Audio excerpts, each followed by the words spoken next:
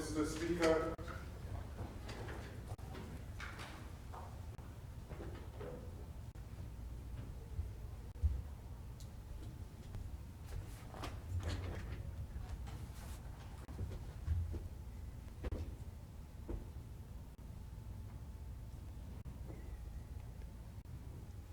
I would like to ask Member for Road South to lead us in prayer. I will lift up mine eyes unto the hills from whence cometh my help.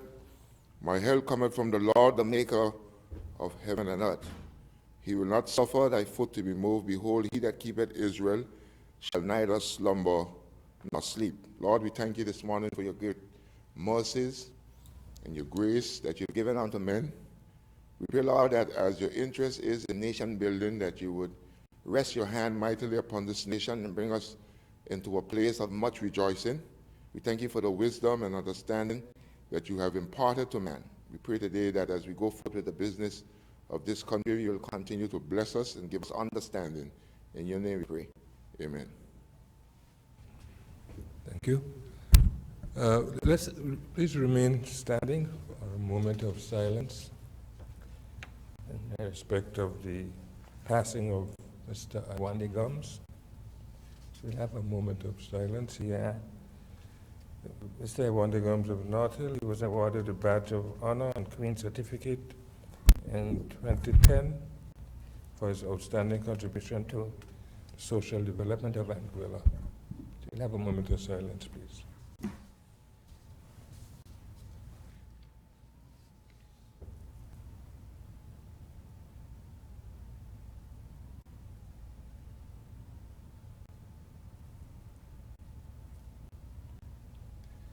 Thank you. Thank you. Please be seated. I'll give the Honorable Chief Minister and Leader of the Opposition a chance, if they so wish, to make a few remarks.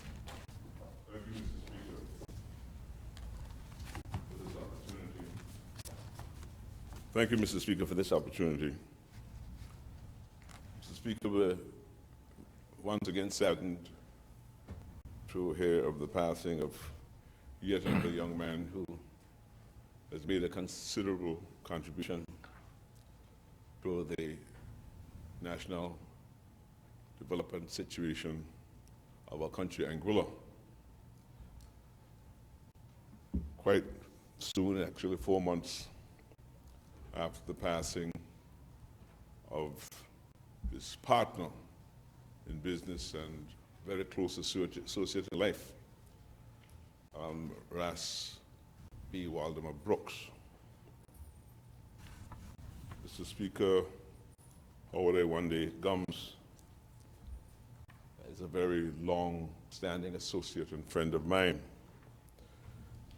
Even though he was, as I calculated, about 7 years younger than I am.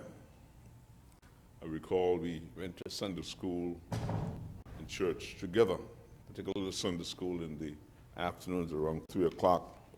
He come in from Ray Hill, we would meet very close to where we lived at the time, where the Anguilla Tourist Board is. I went to Sunday school, and it was almost like his big brother. And he was very well known for his ability to recite poems. So when there were concerts and cantatas at the church, he was always called upon to give a recitation. We have a very, very long-standing relationship. That relationship, of course, was much closer with my younger siblings, particularly Becky, who, along with Awande and a number of other young people in Anguilla around the late 1970s, formed a group called Banky Banks Roots and Herbs. So that also helped to concretize a relationship that went even beyond the period that I'm speaking about. But Mr. Speaker, as an individual, I must say that Awande Wande Gums and Waldemar Ras B. Brooks built a very strong and very vibrant radio project, formerly known as Heartbeat Radio, then later Upbeat Radio. This is well known and listened to all across this region.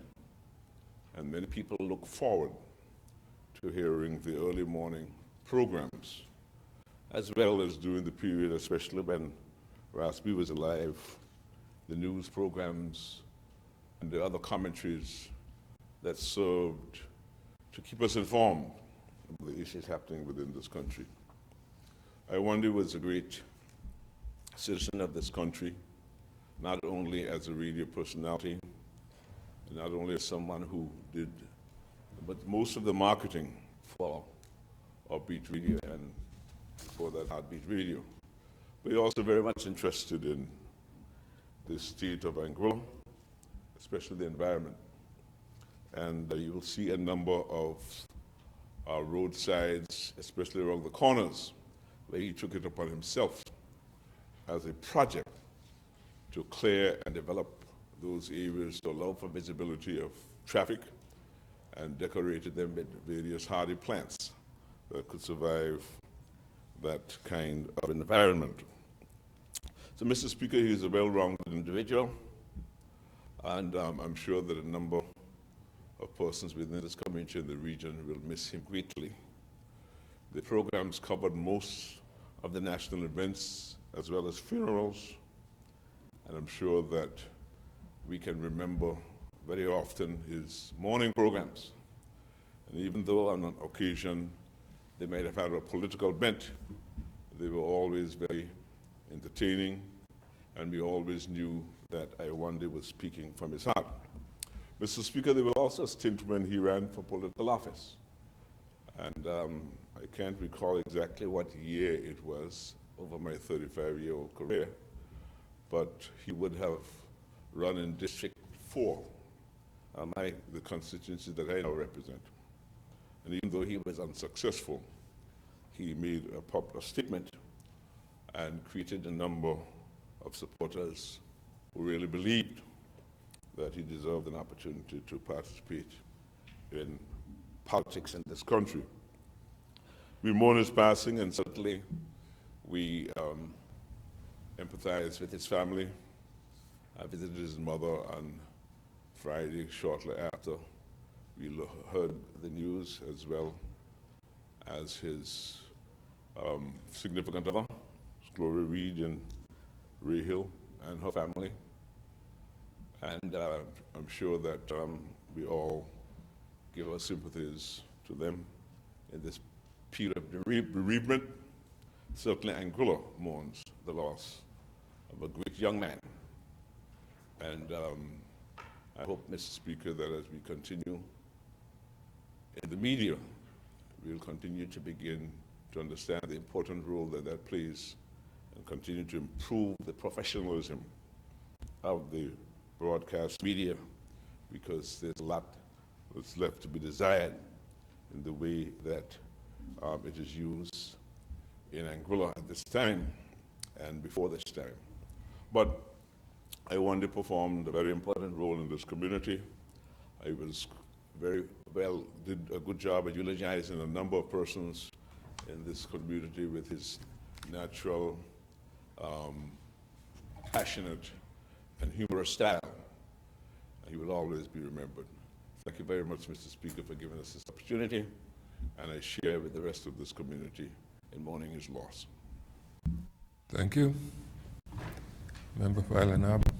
Thank you very much, Mr. Speaker. I'm sorry my voice is as it is today, a little bit raspy, but I'm so grateful for the opportunity to say a few words about Iwande Agyesengbe. Mr. Speaker, the thing I remember most, and that will stay with me in relation to Iwande, is his dedication and commitment to the cause of Anguilla. He was truly a person that believed in the ideals of democracy, the ideals of you know, every person playing his part. And for many, many years, I've known Iwande ever since I was a young student at the Valley Secondary School. And in fact, I was very much inspired in pursuit of the dramatic arts by Iwande.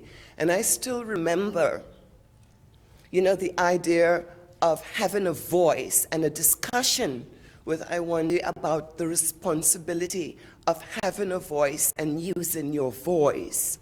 And he was the person who drummed in a production I did as a young girl, where we focused on the words of Camel Brathwaite.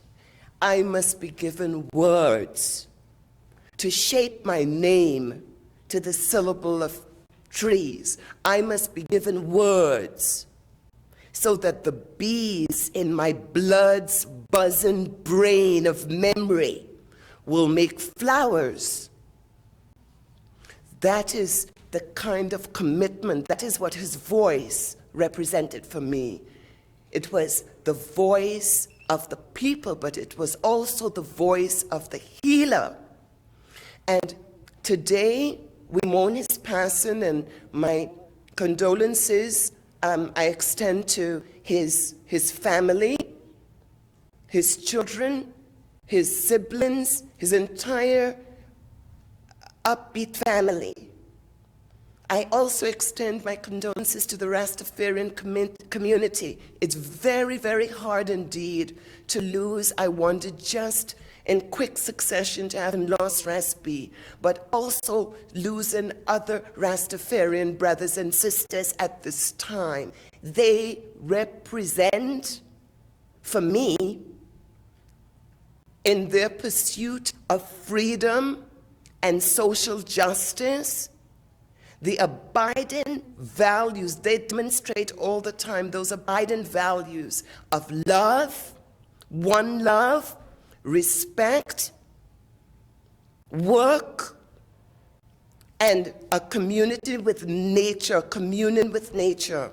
And to the Rastafarian community, we know that we can say that the legacy of these great icons past, you know, will survive and continue. So, Mr. Speaker, I'm grateful for the opportunity, and also to say to the Anguilla community that we can stand at this time remembering that, you know, a soldier has passed, but in fact the cause continues, and those ideals of social justice and freedom, we must never give up. Raspi and Iwande were dedicated to those ideals, and to keep their memory alive and the value of what they contributed, we must evermore commit to the attainment of same. Thank you very much, Mr. Speaker. Thank you. Thank you. Confirmation of minutes, none. Oaths of allegiance, none. Papers. The report of the Chief Auditor on the 2013 accounts of the Government of Anguilla. Mr. Speaker, I beg move of this Honorable House to lay on the table the report of the Chief Auditor on the 2013 accounts of the Government of Anguilla.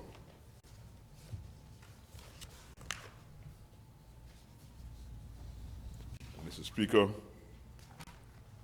I beg move this Honorable House to lay on the table the Public Procurement and Contract Administration Regulations 2016. Thank you very much, Mr. Speaker. Thank you. Before we continue, I am in receipt of apologies from 3 of our members. Member for West End, who is sick out overseas for medical reasons. The member for Road North, who is overseas on government business. And the Honorable First Nominated Member, who is of Ireland on family business. Continue. Report from committees? None. Petitions? None. Government notices? None. Unofficial notices? None. Questions?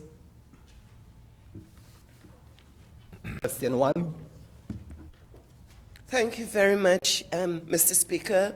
The Honourable Member for Island Harbour to ask the Honourable Member for Valley South, the Chief Minister, and the Minister of Finance, what process does his government have in place when capital projects are under consideration to ensure that proper weight is attached in the decision-making process to the interests of all districts in Anguilla, rather than any particular district, and to the interests of Anguilla as a whole?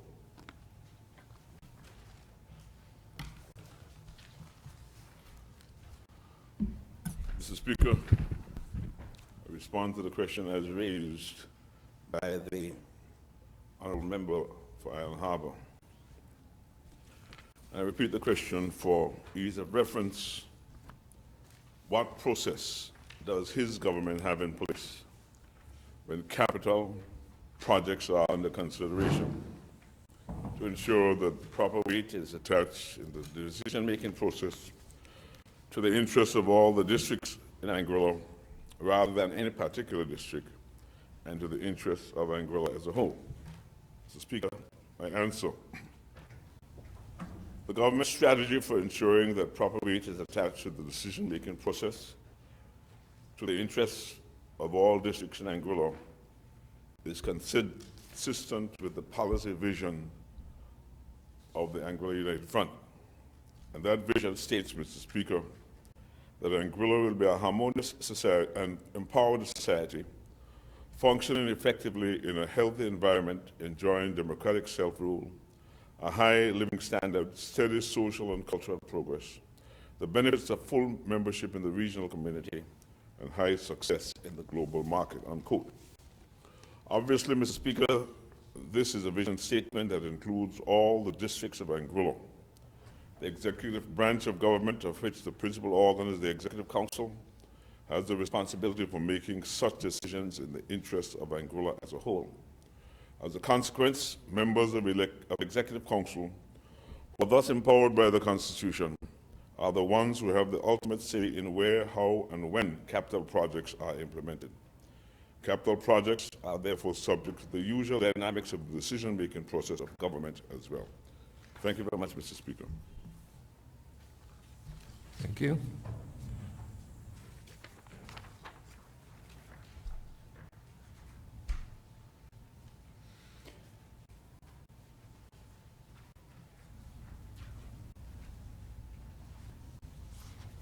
Question 2, Mr. Speaker. Thank you very much. The Honourable Member for Island Harbour to ask the Honourable Member for Valley South, the Chief Minister and Minister of Finance, what contracts, prospective contracts, or contracts currently under negotiation his ministry has entered into or has been involved in, whether with Anguillians or non-Anguillians, and do any of the contracts listed contain or propose to contain provisions granting exclusivity of any kind? And the second part of the question, will the minister give an assurance that in the event of any such proposal being considered now or in the future, the government will engage in proper public consultation before entering into any such exclusivity commitment? Mr. Speaker, I thank the member for Island Harbour for her question, and the response is, and I reiterate the question for ease of reference, what contracts, prospective contracts, or contracts currently under negotiation has the ministry entered into or has been involved in, whether with Anguillians or non-Anguillians? Do any of the contracts listed contain or propose to contain provisions granting exclusivity of any kind? Further, will the minister give an assurance that in the event of any such proposal being considered now or in the future, The government will engage in proper public consultation before entering into any such exclusivity commitment. Answer. The only contracts currently under negotiation in the ministry are a number of MOUs, contracts of insurance providers, procurement contracts, and the occasional employment contract. One of the MOUs being considered proposes a clause providing a 2-year window of opportunity as an incentive to a pioneering venture. This window of opportunity is limited to new projects, not to any project that have previously been approved or projects of a similar nature involving significant Angolan ownership. The ministry and the government reserves the right to determine when consultation is necessary or what constitutes proper public consultation. In fact, the planning process provides for cases where public consultation is required. The government can assure the member for Island Harbor that the views of stakeholders will continue to be sought and considered in the negotiation process of all projects. Thank you very much, Mr. Speaker.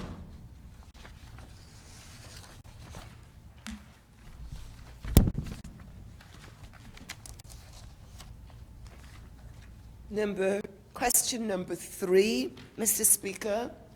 The Honourable Member for Island Harbour to ask the Honourable Member for Valley North, the Minister of Social Development, A, what contracts, prospective contracts, or contracts currently under negotiation his ministry has entered into or has been involved in, whether with Anguillians or non-Anguillians, and do any of the contracts listed contain or propose to contain provisions granting exclusivity of any kind?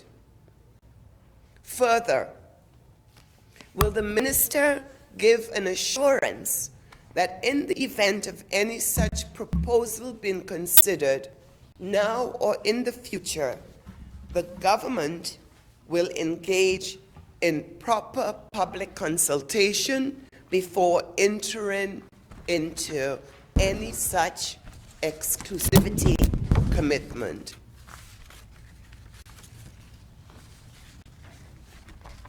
Mr. Speaker, question number 3 from the Honourable Member from Island Harbour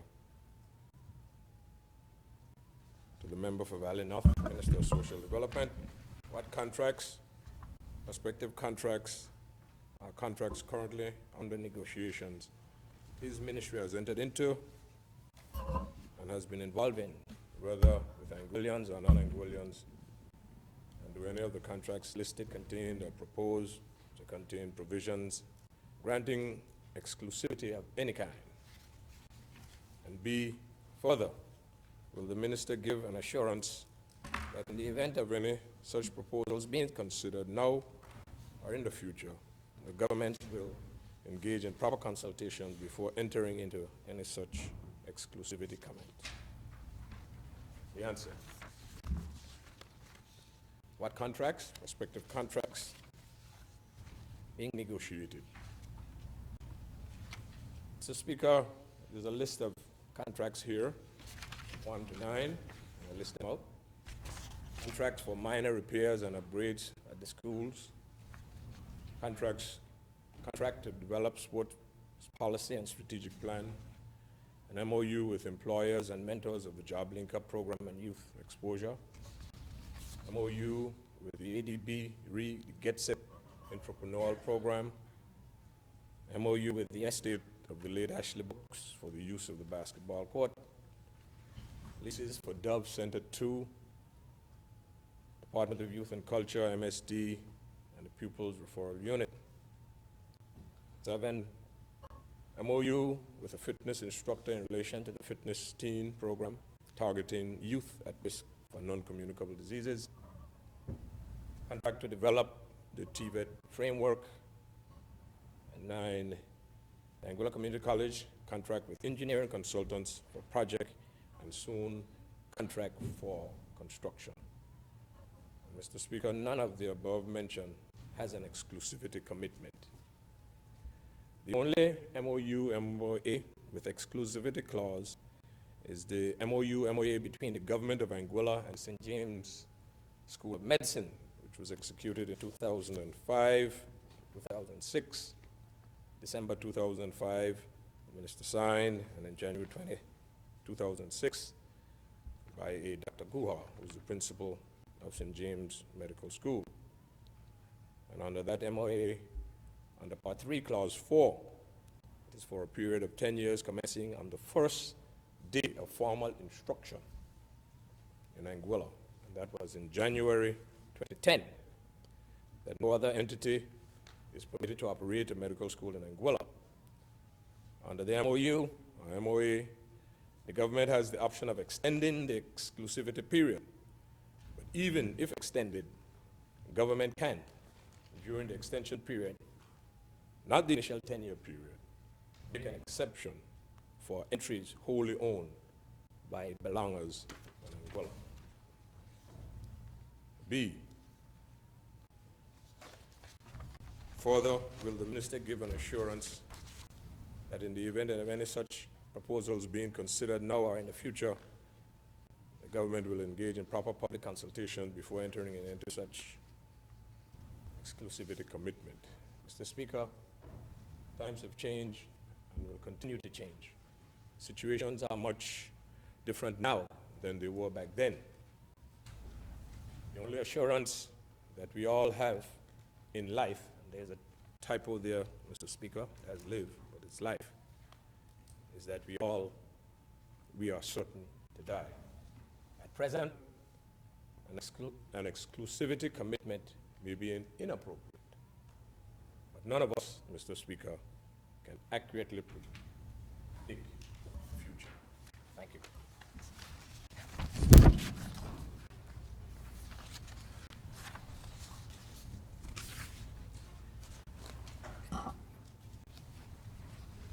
Mr. Speaker, question 4.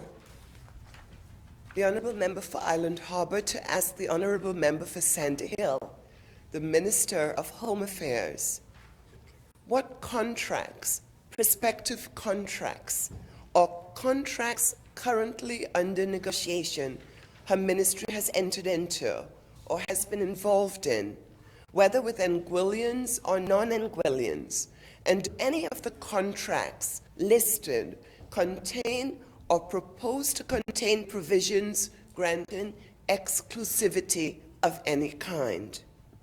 And further, will the minister give an assurance that in the event of any such proposal being considered now or in the future, the government will engage in proper consultation before entering into such exclusivity commitment?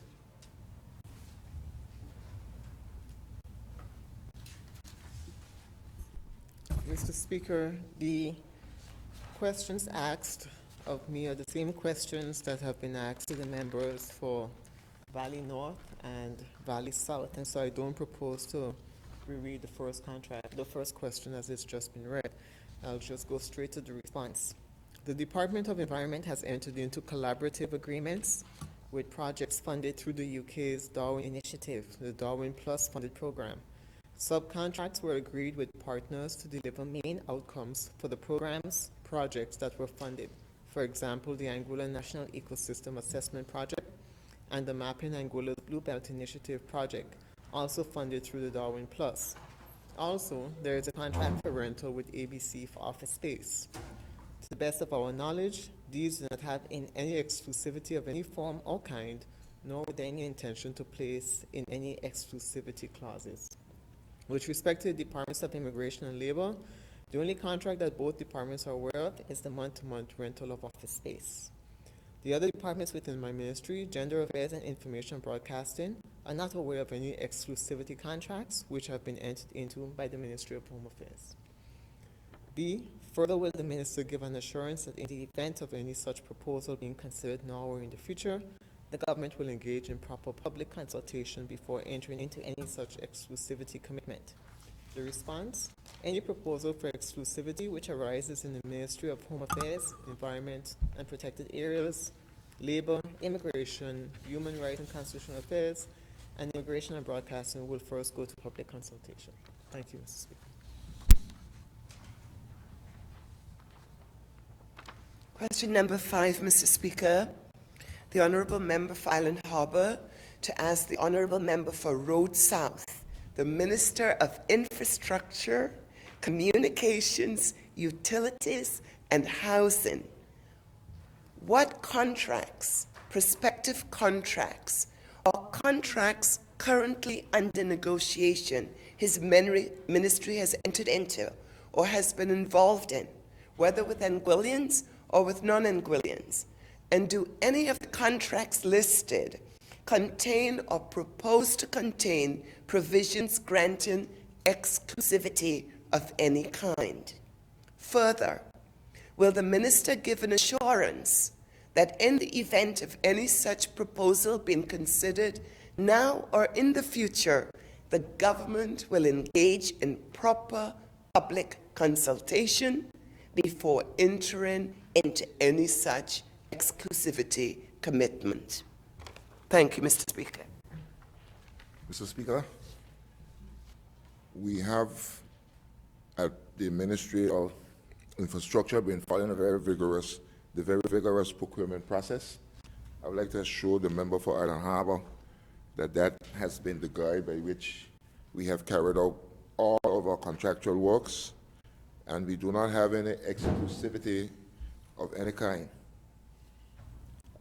Question A, what contracts, proposed contracts, or contracts currently under negotiation his ministry has entered into or has been involved with, whether with Anguillians or non-Anguillians, and do any of the contracts listed contain or propose to contain provisions granting exclusivity of any kind?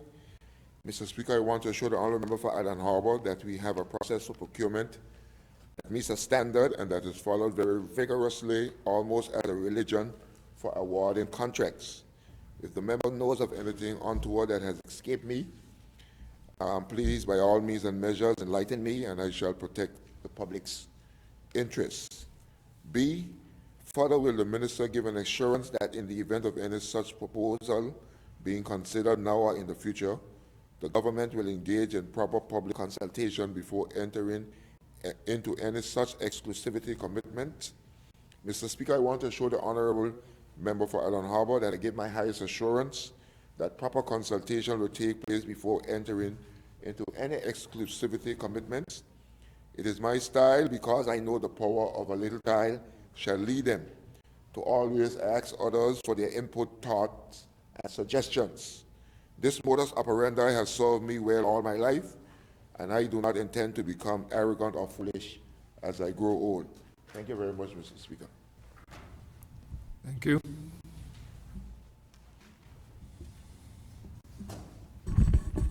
Motions? Motion 476.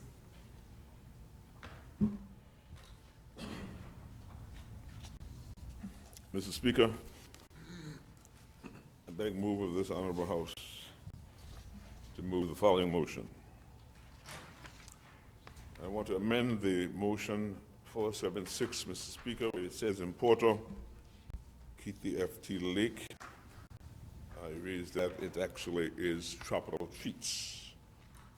It may have been an issue which arose from the transcription. Mr. Speaker, this resolution is the same resolution for the other motion I will move, so I'm moving it now. I will not move it on the future, on the other motion, motion number 477. I'm not following the process. Are we not moving forward with 476? What? I don't understand. A point of order. There's an amendment in relation to 476, is that how I understand it, or has it been taken No, off? it's not taken off. just It's an taken amendment. off. It's not taken off. It's been withdrawn. It's not withdrawn. No, Just it's an not amendment. withdrawn. It's just there's a typo at the top. If you look at motion 476 on the back of the paper, it's on the this side. It says importer Keithley F.T. Lake tropical treats.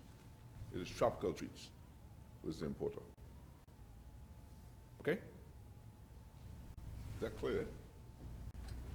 Well, I have notice of a motion that shows that Keith Lake and Tropical Treats are jointly applying. That is the notice of the motion I received. Okay. Well, if you have an issue with that, maybe we should take it back. Is that what you want?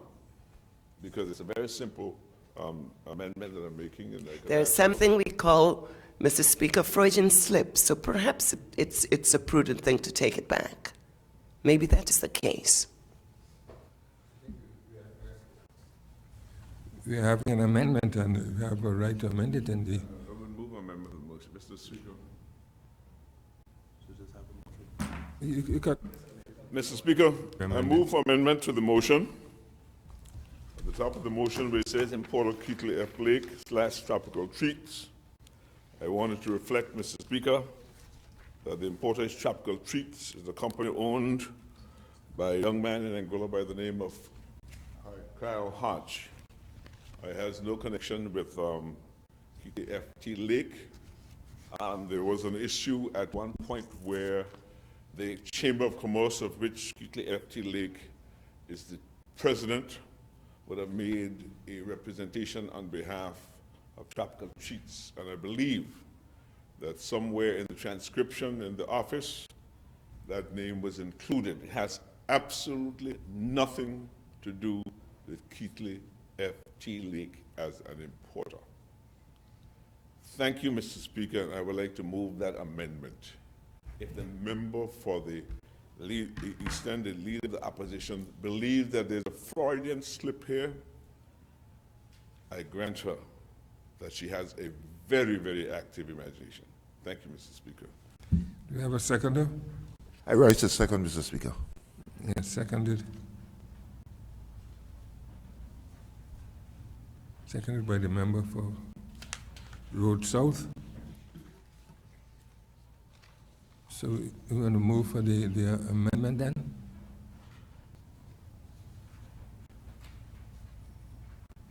Thank you, Mr. Speaker. Thank members for the support and understanding. Mr. Speaker, resolution made by the House of Assembly under Section 77(1) of the Customs Act was proposed and seconded in the House of Assembly on the 11th of October, 2016. Be it resolved that under the powers contained in Section 77(1) of the Customs Act, the House of Assembly exempts from duty the good imported into Anguilla specified in the schedule. 1. The following conditions apply in respect of all goods exempted from duty by virtue of this resolution. A. The goods shall not, within 5 years of the date of importation, be sold, exchanged, given away, or applied to any use other than the use specified in the schedule. B. On the expiry of 6 months from the date of importation and each successive 6-month period within the 5-year period after the date of importation, the importer shall certify to the Control of Customs in a form acceptable to the Control of Customs that he has complied with the conditions set out in paragraph 8. Upon demand, C, upon demand by a custom officer, the goods exempted from duty under the resolution shall be produced or otherwise accounted for to the customs officer. D, in accordance with the Customs Administration Cost Recovery Act, at the time of import, the importer shall pay the customs administrative charge at the rate specified in the schedule. In accordance with Section 71 of the Customs Act, the following apply in the event that a condition referred to in Section 1 of this resolution is contravened or not complied with. A, if any of the goods exempted from duty under this resolution are sold, exchanged, given away, or applied to any use other than the use specified in the schedule within 5 years of the date of importation, 1, Roman 1, the importer shall pay the duty on the value of goods at the rate of duty specified in the integrated customs tariff at the date of importation. Roman numeral 2, the importer and any person knowingly concerned in such sale, exchange, gift, or unsanctioned use is guilty of an offense and may be arrested and is liable to a fine of $20,000 or 3 times the duty relieved, whichever is the greater, or to imprisonment for a term of 2 years or to both. And Roman numeral 3, the goods in respect of which the exemption was granted are liable to forfeiture. And D, Mr. Speaker, if the importer fails to certify that he has not sold, exchanged, given away, or applied the goods to any use other than the use specified in the schedule, Roman numeral 1, the importer shall produce or account for the goods exempted from duty under this resolution to the control of customs. Roman numeral 2, any goods not produced or accounted for will be deemed to have been sold, exchanged, given away, or applied to some use other than the use specified in the schedule. And paragraph A, Roman numeral 1 applied, and Roman numeral 3, if any goods not produced or accounted for are subsequently found, they are liable to forfeiture. And C, if the importer fails to produce or account for the goods exempted from duty under this resolution upon demand by a custom officer, Roman numeral 1, the importer and any person knowingly concerned in such failure are guilty of an offense and may be arrested and are liable to a fine of $20,000 or 3 times the value of the goods, whichever is the greater, or to imprisonment for a term of 2 years or both. And Roman numeral 2, if any goods not produced or accounted for are subsequently found, they are liable to forfeiture.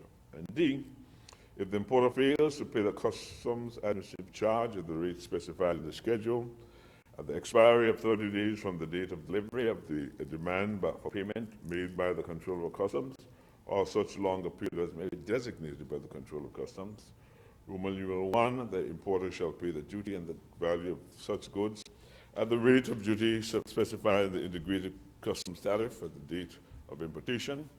Roman numeral 2, the importer and any person knowingly concerned in such failure are guilty of an offense and may be arrested and are liable to a fine of $20,000 or 3 times the value of the goods, whichever is the greater, or to imprisonment for a term of 2 years or to both. And Roman numeral 3, the goods exempted from duty under this resolution are liable to forfeiture. Mr. Speaker, the schedule to the motion is for the importation by Tropical Treats. It's an extension because they would have been granted a concession in keeping with the process that is taking place to exempt manufacturing products, ensure that they have a competitive, they're competitive with goods imported of the same nature. This extension is from January 26 to January 27, 2017. It would have been hoped that by that time the manufacturing policy would have been in place, and we hope that that is the case. The list of goods are attached. The rate of customs administrative charge, this charge is still in place, is 5% of the administrative charge of the value of goods in respect of which customs duty is exempted. It's still granted. And the duty loss is $75,957 based on the goods to be imported under the schedule. Mr. Speaker, I'll read the seconding of this motion so I can speak to it.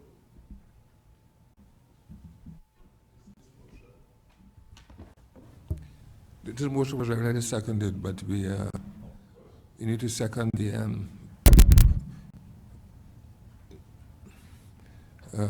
we need to second the amendment. I beg to second that, Mr. Speaker. Okay, the amendment is that FT Lake should be removed from the importer. Tropical Treat should remain. Those in favor? Those against?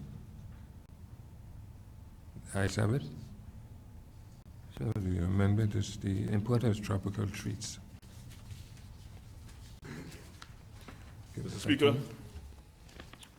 the owner of Tropical Treats is a young man by the name of Kyle Hodge, who is a very enterprising youngster and has, over a period of many years, been involved in the production, manufacture of ice cream and various ice cream products.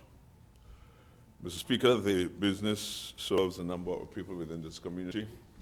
It has a mobile unit that traverses all villages in Anguilla. A number of young people look forward to this opportunity.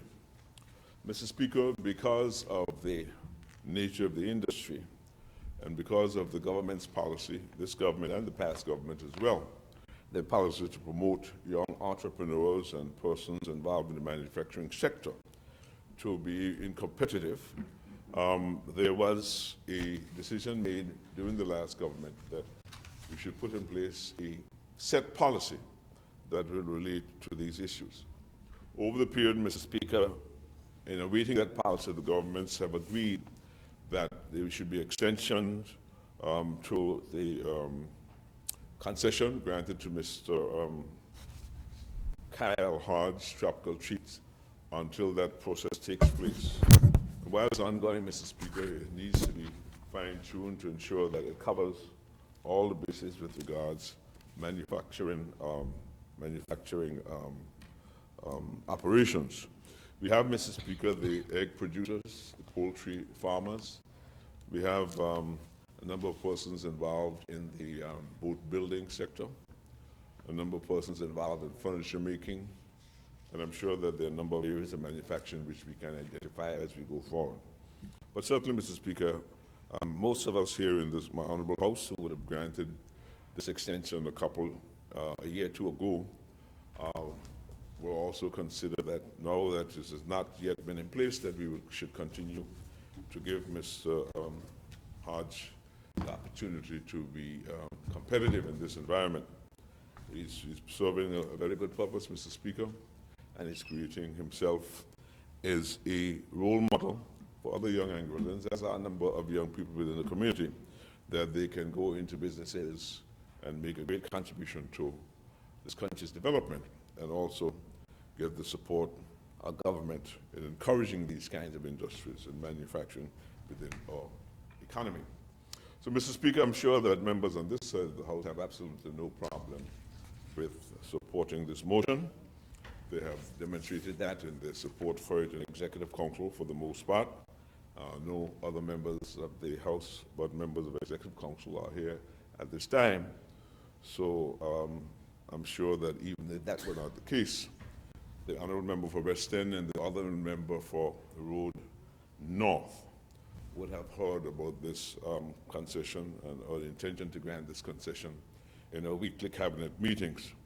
So, Mr. Speaker, I thank members for their support, and I also would like to encourage Mr. Hodge and others to take advantage of the opportunity to be enterprising and offer the kind of services that can be beneficial to them and Anguilla as a whole. Thank you very much, Mr. Speaker. Thank you. I now invite debate on motion number 476. Second nominated member. Mr. Speaker, I know Kyle Hodge very well, and I respect what he's doing in the country by actually creating a ice cream manufacturing shop. However, from a member of PAC, and I noticed that there's a lot of motions that we have brought to the House to reduce or basically negate the duties that some members have to pay, or businesses, individuals. I think we need to take a more prudent step, and I hate that I have to mention it today on a local person that is trying to strive to become a successful entrepreneur. However, there's some things that I saw on the list that I felt was a little overboard. Gummy bears, M&Ms. I mean, yes, we can give some sort of duty-free concession, but at the same time, can we reduce the duties instead of actually exempting them totally? Is there a government agency that can study this in a more appropriate manner to see what actually goes into the actual product of the ice cream, and see how we can work it out? I know what we're trying to do is have them be competitive on a manufacturing scale for other ice creams that are brought into the territory. Maybe to balance it out from an import-export position, some of the goods that come into the country that are not locally made, maybe we can tax them to give him that leverage in selling his goods. A 1% tax, 2% tax, whatever the case may be. But I feel what we're doing is basically selling the whole country short. In reference to the Capitol deal, we have some local vendors that have sold them products and we're getting shafted. They're not paying their bills. They're just closing shop and walking away from their responsibilities. So, I mean, it's like the further we go down the road, the more we see that the local people are getting more shafted and more treated unfairly. So I just have to speak out on that case. In reference to motion 477, these are ongoing businesses in the community, and I'm sure they're making a profit. I'm sure they're doing very well. I just want to see we take more time on studying the different ingredients that are coming in and seeing exactly where everyone could contribute, because like as the government has said before, during tough times you have to take serious measures and so on and so forth. I have no problem helping boat builders and other different manufacturer individuals in the community. However, like the equipment, I have no problem on giving duty-free concession, but you have certain things like gummy bears, sprinkles, chocolate bars, Oreo cookies, chocolate chips. Maybe we can, instead of charging 50% duty, charge 25%, maybe 10%, but something, we need to put something back into the country. And then the products that are coming in to compete with him, charge him an excise tax of some sort. Thank you. Thank you. Hey, Mr. Speaker, Member for Road South. I rise to give support to the list entirely as it is. And I want to thank the Honorable second nominated member for his angle of approach. It is always very useful when we have some level of debate as to whether we all support it or we have support in part. But when we look at what the country is giving and what the country is getting, there's a lot of people who sometimes do not put everything in its proper margins. One of the things we must be cognizant of, Mr. Speaker, is the entire notion of employment.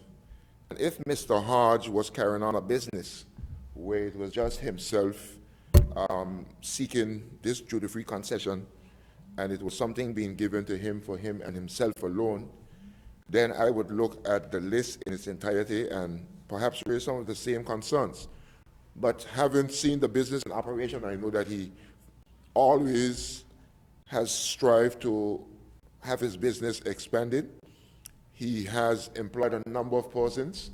So whatever consideration today that I give to Mr. Kyle Hodge, I look beyond his face. I look at the nature of the business. It's an ice cream business. And sometimes, Mr. Speaker, in Anguilla, whenever someone collects $10, we have a funny tendency in Anguilla to believe that that $10 is going into the people's pocket for the joy of themselves and their families.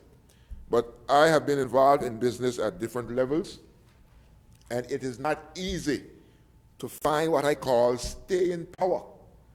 A lot of people, as we have noted, Mr. Speaker, have engaged themselves in business in Anguilla, and within a flash, they have become a thing of the past.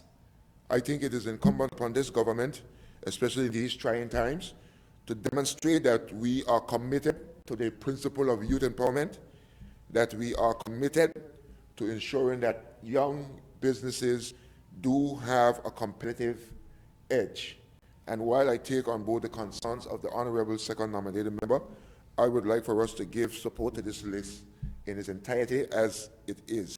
There's a sense of pride that has taken over in reference to this business. I've been in Blowing Point, I've been in Island Harbor, I've been in West End on different days, different occasions, when I've seen a number of young people as well as the elderly coming out in a spirit of community to support the business. But moving around the island in this fashion has rejuvenated a sense of community as well.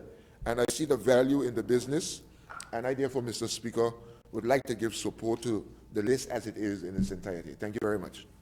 Thank you. Any other comments? Member for Valley North? Thank you very much, Mr. Speaker. Mr. Speaker, I too rise to support this motion and this list in its entirety. And I do understand the concerns of the honorable second nominated member, but I'm not so sure if it is appropriate, Mr. Speaker, for this list here, so to speak. While I'm no expert in the ice cream making business, some of the ingredients he mentioned in his contribution, it is clear here, Mr. Speaker, that in the ice cream business, we all don't have the same taste. In a lot of things, we don't have the same taste.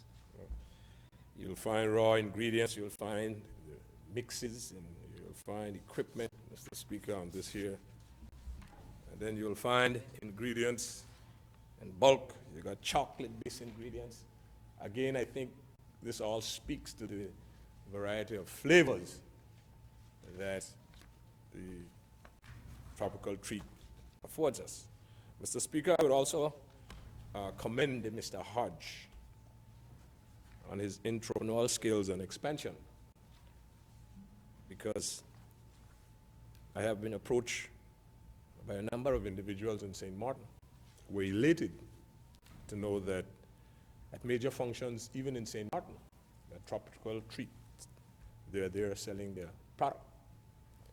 For the most part, a number of ingredients go to St. Martin and bring over. At least we are taking something that is produced here in Anguilla and sending it across. And I would just wish him the best and hope that he continues to expand and to be able to provide the type of services from his business.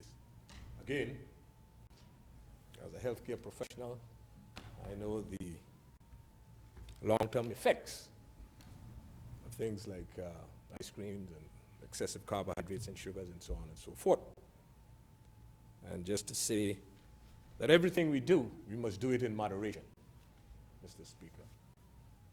And to say to the parents of the children who support tropical treats, there's nothing wrong in supporting it, but please do it in moderation, because at the end of the day, there is also a downside to it. But to wish Mr. Hodge and his business, success in the future. I have supported this over the years on this side of the aisle, on that side of the aisle. Mr. Speaker, he's a young Anguillan and venturing into a business. We must support them. So thank you, Mr. Speaker. Thank you. Member for Mrs. Island Harbor? Yes, thank you very much, Mr. Speaker. I want to just say how much I'm relying on the assurance of the Chief Minister that this that the amendment is in fact a substantive amendment, and that in fact Mr. Kyle Hodge is, the tropical treats representative is, truly the only beneficiary of this. For his own protection, Mr. Speaker, I believe that I'm certain that if it were not the case, I would expect the Honorable Chief Minister to declare his interest and not move forward with the application. But insofar as he's given that assurance and it's on record, I'm going to rely on it. And I want to say, Mr. Speaker, in relation to Kyle Hodge, I admire this young man so much, personally, Mr. Speaker. I admire the energy. I admire the creativity. I admire his commitment to the values of his family, hard work, Mr. Speaker. And so I'm very, very happy to stand here to support Kyle Hodge, I want to say something in tropical treats. I want to say something in relation to the point that the Honorable Second Nominated Member made. And you know, Mr. Speaker, we have to be grateful to the AUM policymakers who saw the opportunity in supporting entrepreneurship in this way, supporting our young people in this way. And yes, they are, you know, the wonderful intention of allowing our people a competitive edge is laudable. But you know, Mr. Speaker, what the Honorable Member, Second Nominated Member said in relation to, you know, the very limited way we look at it has validity, because the truth is that for us to support our young people, we need to do much more than give them a little nominal waiver on the ingredients that are critical and that they have to compete. We have to go further with our egg farmers. We have to go further with our furniture makers. We have to go much further. And that is, we have got to put in place a policy which limits the kind of competition that they're operating in, because we are disadvantaged in Anguilla. Our people are disadvantaged. So, and absolutely the second nominated member is right when he says you can look at it and say maybe it shouldn't be in that regard. In fact, maybe you can say pay a nominal percentage on gummy bears, but don't let any competitor in relation to gummy bears, you know, come in and just function like that. Put a tax on that product that is going to limit, you know, who comes in, how it's used, so that there's truly a competitive advantage. We need that kind of creativity. And I am so proud of Kyle Hodge. I see his creativity manifested in the way the products he's doing, the kinds of cakes, and absolutely I follow what is happening in terms of that market, because it gives me so much joy personally to see an Anguillian standing out. And I want to help him in absolutely every way I can do it. But I also want to save him from those unscrupulous persons out there who will take advantage of a young person who might be strong in the creativity but need financial support in an environment where it's tough. We've also got to, if we're going to be responsible and if we're going to be doing the right thing by our young people, we need to make money available to our young people as well, so that they can truly compete. So instead of having, you know, first-class seats here and there, maybe we can put together a small fund that our young people can access to get the basic equity so that they could go to other institutions and really stand on their own feet. We need that. And so I'm not just speaking about Mr. Kyle Hodge, I'm speaking about all our young people out there who need the opportunity. And Mr. Speaker, we often in Anguilla talk about our young people as if they're a liability. The truth is, Mr. Speaker, that our young people represent the only chance we have to transform from the drudgery that we're experiencing in this economy to a healthy economic state. They represent the only opportunity. And if our government doesn't take something from the likes of young Mr. Kyle Hodge, but do everything to avail itself of that that creativity, to participate in it, to embrace it, so that that can help us move forward. I think we're going to be in a place. But it's not just giving a concession on gummy bears or whatever. We need to do more. And I'm going to invite every young person listening, including Mr. Kyle Hodge, who I support entirely, to come forward with these creative ideas and let us transform this place. Let us show this government how it's possible to be so creative that we will allow for the work of people like Kyle Hodge to be everywhere in this region, leading, because creativity is what's going to get us the edge when we embrace our young people and view them as the assets they are and as our investment in a future we're still to create. Thank you, Mr. Speaker. Thank you. Member for East End. Thank you, Mr. Speaker.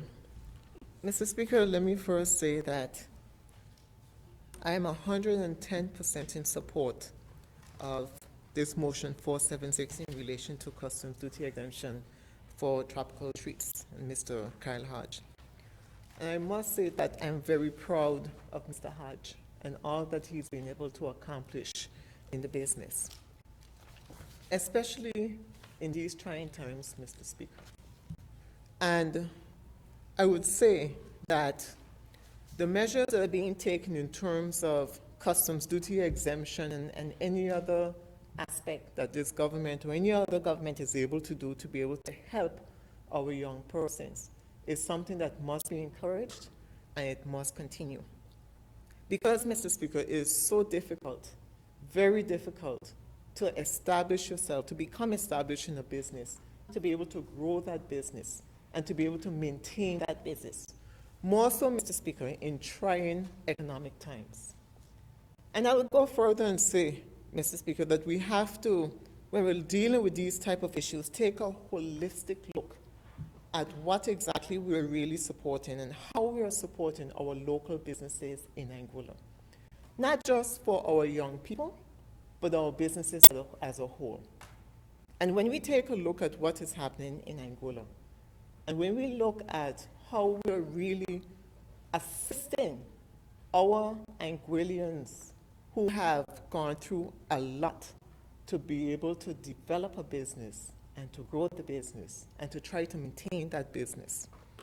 And it is true, as the member for Island Harbour has said, that we are disadvantaged because while Anguilla is on the world stage, our people in trying to develop themselves here in Anguilla have limited means, and they struggle to go through, and they go through a lot in order to be able to maintain their businesses.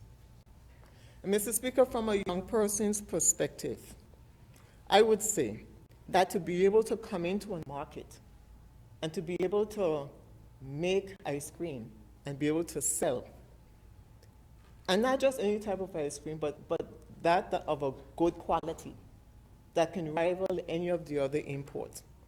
That takes a lot. It takes commitment, it takes time, it takes investment, it takes energy. And I would hope, Mr. Speaker, that not just in relation to customs exemptions, but that governments will continue to take things further and see that these type of businesses are protected and are encouraged to a degree. Now, we all understand that we live in a global market, and we all understand that markets rule, so that if you have companies that are competitive, that they're able to come in, they're able to compete. But we want to ensure that they are in a competitive environment where it is on an even footing. And so, Mr. Speaker, I would say that we have to take a look holistically at what we're really doing in Anguilla, not just from a government standpoint, but from individual standpoints as well. Where are we going in our country? What is it that we as a people are doing to be able to encourage local businesses? Not necessarily saying that you're the face for a business that you know nothing about, but that you are actually participating, you are actually involved, because this is the work, the type of work that you do, Mr. Speaker. And so I will always encourage persons like Kyle Hodge, and other Anguillian young people, business persons, to continue to strive and to do their best, Mr. Speaker, because it is only for the benefit of Anguilla. We're all here to stay. There's nowhere else that we have to go. So we have to be able to encourage each other and to be able to move forward. Thank you, Mr. Speaker. Thank you. Since there's no other contribution, I'll ask the mover to respond. Thank you, Mr. Speaker. I thank the member for the second nominated member for his intervention.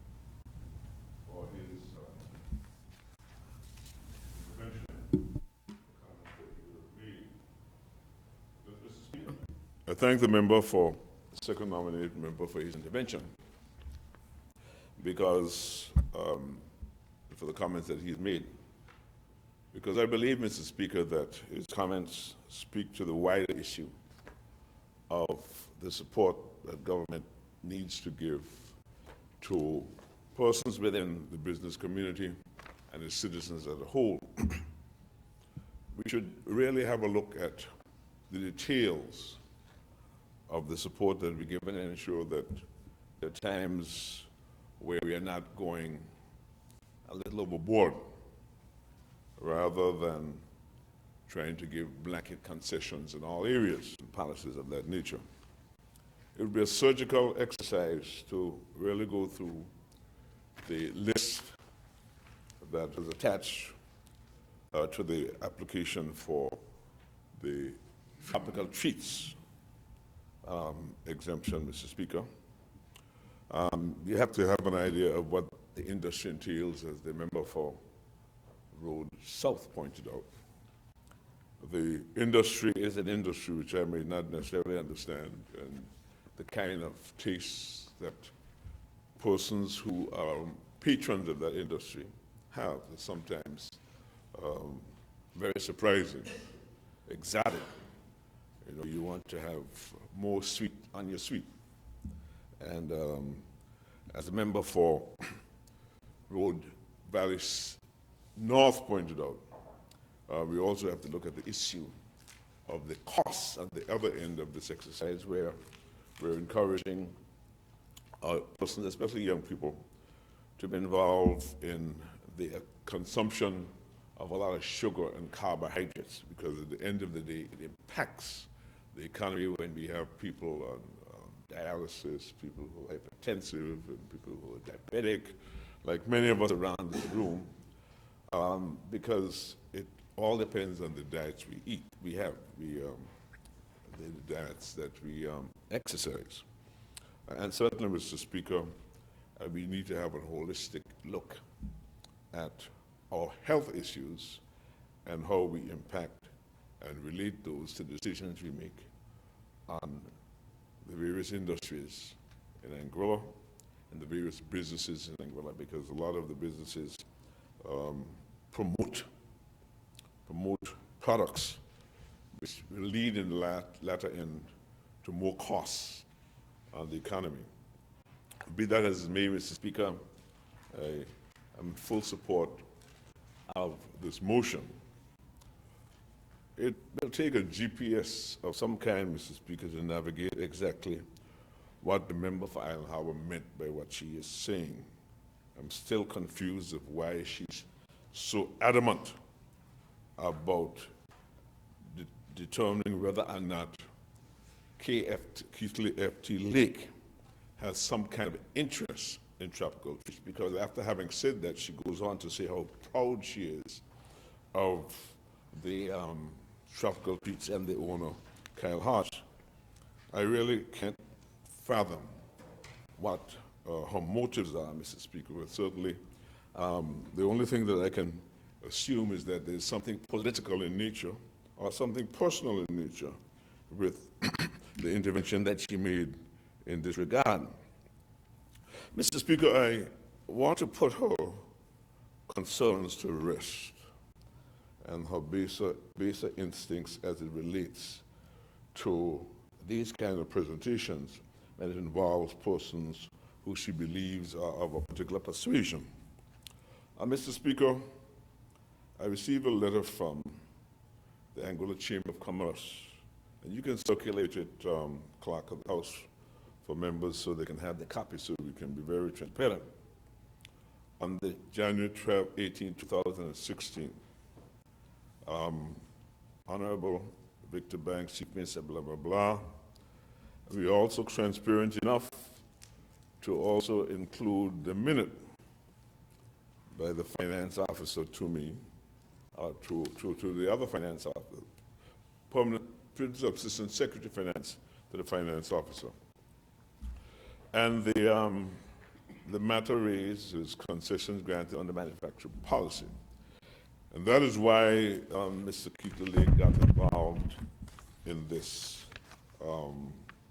concession, this application. That's why his name was transcribed on the concession, obviously an error. The Angola Chamber of Commerce is writing to you on behalf of its member, Tropical Treats, requesting assistance in regards to the extension of the concession issued it under the government's Angola manufacturing policy. The concession was granted to Tropical Treats was supposedly for the period January 28, 2015 to January 27, 2016, as evidenced by the schedule attached hereto. It, however, was not approved by the House of Assembly until sometime in November 2015. Tropical Treats, therefore, has less than 3 months within which to take advantage of the concession afforded to it. It should have been apparent to the House of Assembly that given the inordinate time taken to process the concessionary period should begin running from the date of approval, that is November 2015, and not from January 2015. In any case, as we understand it, the manufacturing policy is aimed at affording businesses which have been granted such a concession the opportunity to become viable. We are sure you will agree that 1 year is not sufficient time in which a business can become viable in Angola. In the circumstances, the Chamber is hereby requesting that the government of Angola revisits the duration of concessions granted under its manufacturing policy. If the government of Angola is minded to do so, we would also recommend that a concession be granted for at least a 10-year period. Additionally, we also hereby invite the government of Angola to revisit the application process. You will no doubt recall that during our forum held at Lviv on the 21st of October 2015, Mr. Hodge, manager of Tropical Treats, expressed his frustration in obtaining the concession in the first place. We urge the government of Angola to ensure that applicants who are seeking concessions under the manufacturing policy be spared the endless bureaucracy and unfortunately appears to be associated with any matter in which government assistance is sought. We thank you for your prompt attention to this matter and look forward to receiving a positive response from your office. Mr. Speaker, that is to clear up the conspiracy that the member for Island Harbor sought to bring to this issue. It is a clear situation where the Chamber of Commerce is responding to one of its members and giving them support, and the president of the Chamber of Commerce happens to be Mr. Keith F.T. Lake, who is also a lawyer and obviously competitive in that legal environment. Mr. Speaker, I thank the members for their support, and I commend this motion to the House for its approval. Thank you. It has been moved and seconded, and you heard the debate, that motion number 476.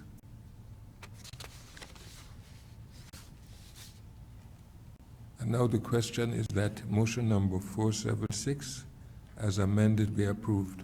Those in favor? Aye. Those against? The ayes have it.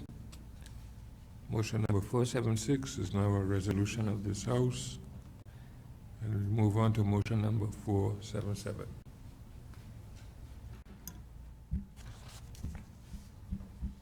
Speaker, motion number 477 is to the Anguilla Tennis Academy.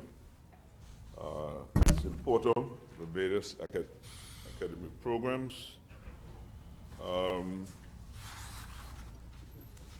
The administrative charge of 5% as obtained in the last concession to the member for second nominated member should note that in the case of the previous concession, there's also an administrative charge of 5% as applicable to the goods imported by Chapter Treats as well. So it's not totally a free-for-all.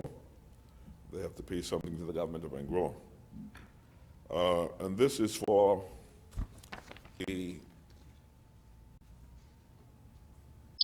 application for customs duty exemption under the Anguilla Tennis Academy. Council agreed that exemption should be granted to the Anguilla Tennis Academy and the following items to be imported by the Academy for all its purposes. And one of the events that is coming up, Mr. Speaker, is a tennis event here in Anguilla, which will be happening sometime later this year. This month, is it? In November, which will attract a number of persons from the region and internationally to Angola who will be involved in this event of which all of us are proud, as we are proud of the Anguilla Tennis Academy and the pioneering personality, Mr. Mitchell Lake, who was responsible for guiding and directing its development over the years. As I recall, the support given to this project by the government of Anguilla made available lands in the West End area, made available a number of concessions and support for the economy, and also gave financial support, assistance to the project to ensure that it was a success. And it is now a center of excellence, and we hope that it will continue from strength to strength. Mr. Speaker, I'm certain that members of this honorable House would have been accustomed to giving this support in the area of sports. I'm sure that the late member of the elected member for Isle Harbor should be very excited about this project. I'm certain that as somebody who is the voice of a number of young people, this has been one of the issues that they have raised, the need for facilities so that they can exercise their various talents. The Anguilla Tennis Academy is responsible, based on the products, the young people that it has groomed over the years, giving them an opportunity to get scholarships to study in various parts of the world. And we are grateful for that assistance, which a number of young people and their parents have benefited from. So, Mr. Speaker, I commend this motion to the House, and I'm certain that it will get their full support. Thank you, Mr. Speaker. Thank you. Do we have a second now? I beg to second that. Seconded by the member for Valley North. I now invite debate. Motion number 477. Yes, Mr. Speaker, thank you very much. Member for Road South. I rise very briefly to give my support to this motion. And the Anguilla Tennis Academy is located in the Road South constituency. It has been one of those facilities that has really done Anguilla proud. It has given a great level of exposure to a number of our young people for travel. And from time to time, they have brought in people from abroad to interact with our youths and to help develop their skills in tennis. Tennis, as you know, Mr. Speaker, is a very active sporting activity. So it would also, for the Minister of Health, help our youth to address issues of obesity and help them to be very active and involved in some level of exercise. It is a great opportunity, the Anguilla Tennis Academy, for youth development and empowerment as well. And I'm very happy, Mr. Speaker, to give support to this motion. I know over some period of time, over a number of years, They have been ailing with the issue of the basketball court in the vicinity, which is something that we are looking seriously now to go forward and address. The issue, Mr. Speaker, really has been that the lands that were available further in the Blowing Point community, those lands have now become available, and we are seeking a way for those lands to come into the ownership of government, and then we can look at the overall development of sporting facilities within the community. But I'm very much involved in the process, and it has taken some time. It should come to closure by the end of this year, and definitely sometime early next year, pushing on with the Ministry of Sport and the Department of Sports. I've spoken to Mr. Rollins Richardson, and I've also spoken to Mr. Raymond Gishard for soccer. I will be pushing on as a representative for that community to make sure that we have more sporting facilities to further develop our youths within the community. Thank you very much, Mr. Speaker. Thank you. Any other contributions? Member Mr. for Speaker, I just want to add my support. The Anguilla Tennis Academy is one of the really inspiring stars that we see in Anguilla, and, you know, giving us hope as to what is possible in the future. But I believe, like every other star in Anguilla, you know, it's very difficult for the government to invest or to see the opportunity to invest and support in big ways.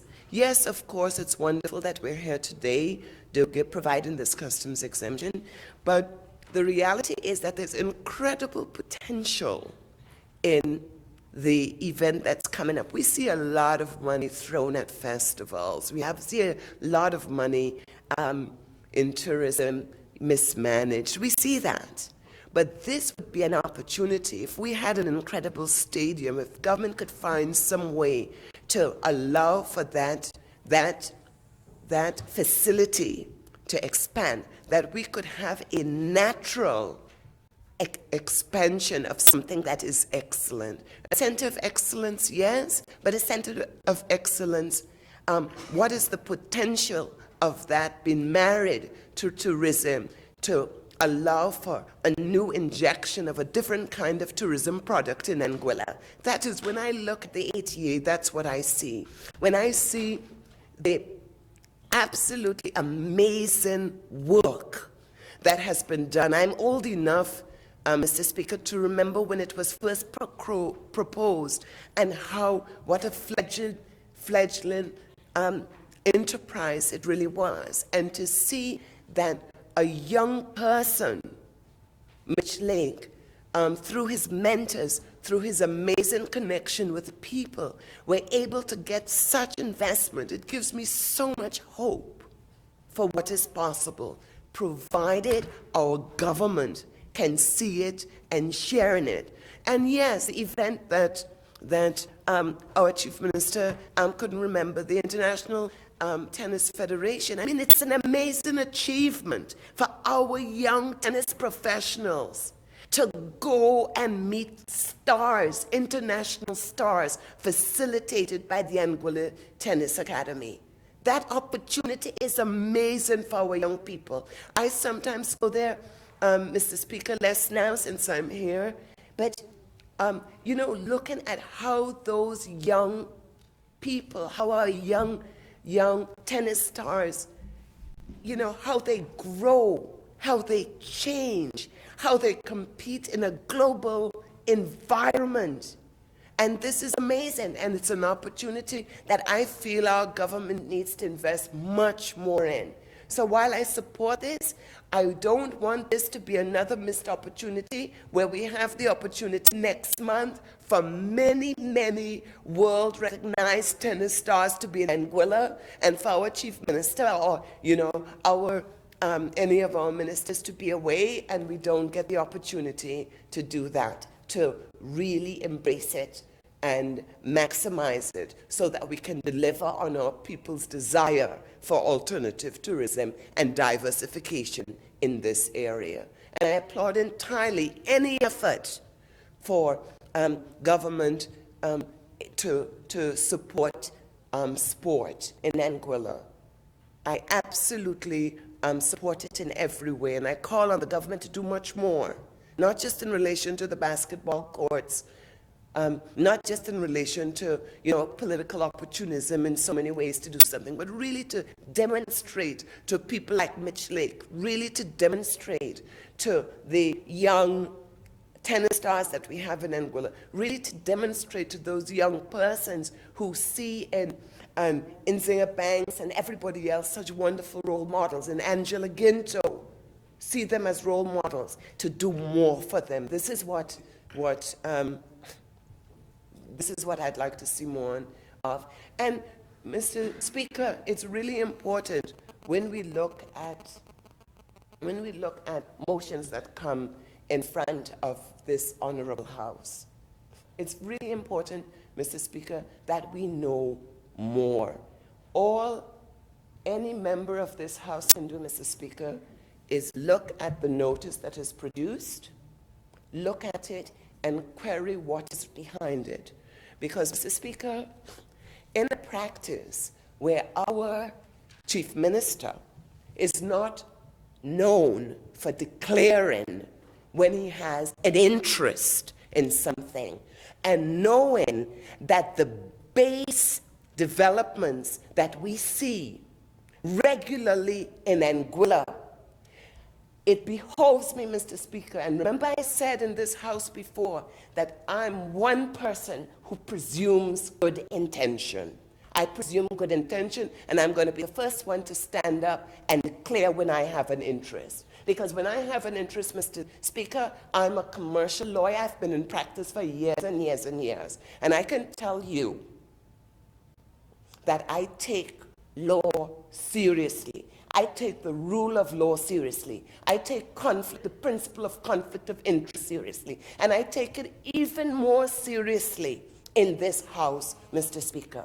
Because in my absence, the rules of this House, the legal rules that govern this House under your custodianship, Mr. Speaker, they were suspended. And one might argue in line with practice. However, Mr. Speaker, it behoves me, sometimes the lone voice, to question it.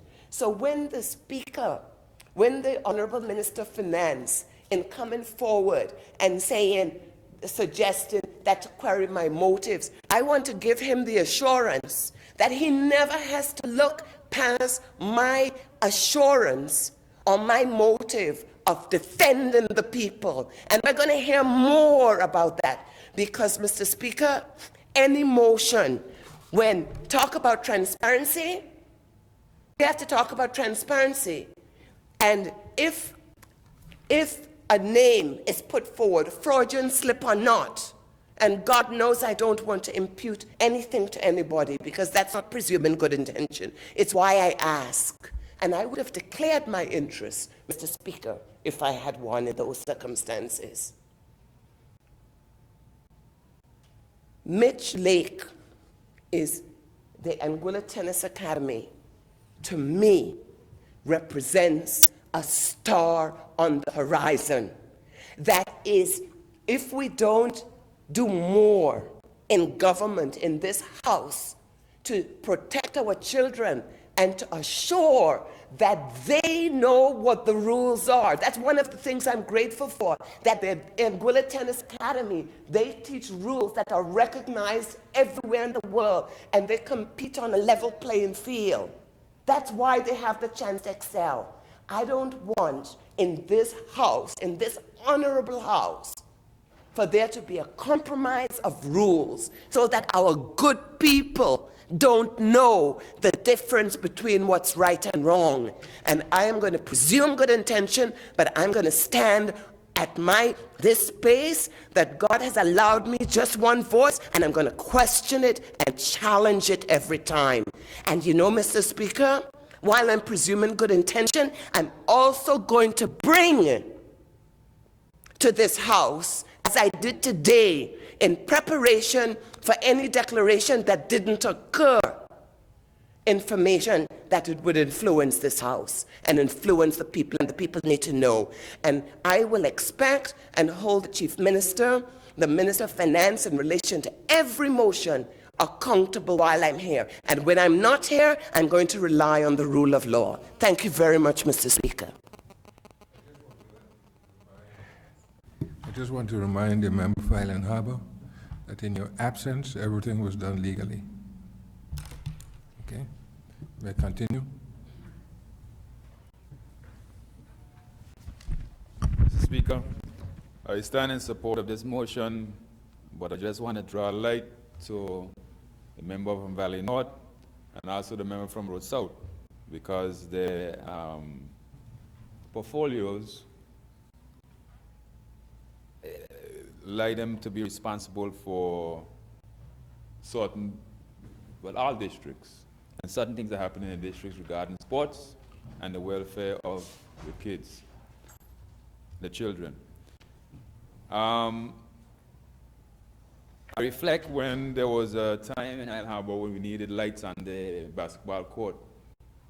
They were rotten out, and they needed to be upgraded, and it was like pulling teeth to get them to be replaced.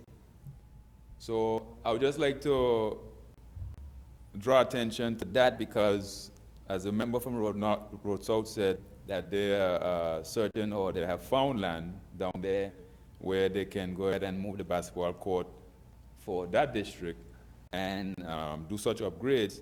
We need to take a look at all districts in Anguilla, because it's a benefit to all the kids that we keep them on a positive note and provide areas for them to be able to exercise and do positive things instead of sitting in a corner somewhere and do these negative things that's happening all around. So I just like to bring that to their attention, that we probably should create a task force that will go out to these different areas where the children congregate and make sure that they're up to snuff with the lights, the whole area in regards to the turf, and et cetera, et cetera. Thank you. Thank you. Member for Valley North. Thank you very much, Mr. Speaker. Mr. Speaker, I rise in support of this motion for the Anguilla Tennis Academy. There's no question, Mr. Speaker, as to the significance of the Tennis Academy and physical activity and sports in general in Anguilla. As a matter of fact, we have been very fortunate, not to diminish the type of talent that we have in Anguilla, based on the facilities that we have. It's raw talent, God-given talent, so to speak, as we continue to have Anguillan athletes on the international stage. This is just one such project, Mr. Speaker, that the government, this government and previous governments, have been intimately involved and support in terms of moving it forward. And Mr. Speaker, in terms of sports in general, there's an extensive program that the ministry and the Department of Sports are looking after. The member for Road South mentioned his area, which is part of Anguilla in general. And as ministers of government, we don't only look at any one particular area. We look at Anguilla in general. Of course, there are some situations whereby, because of the access and availability of property to extend or to expand or to develop, compare with other districts, so to speak. But we do look after that.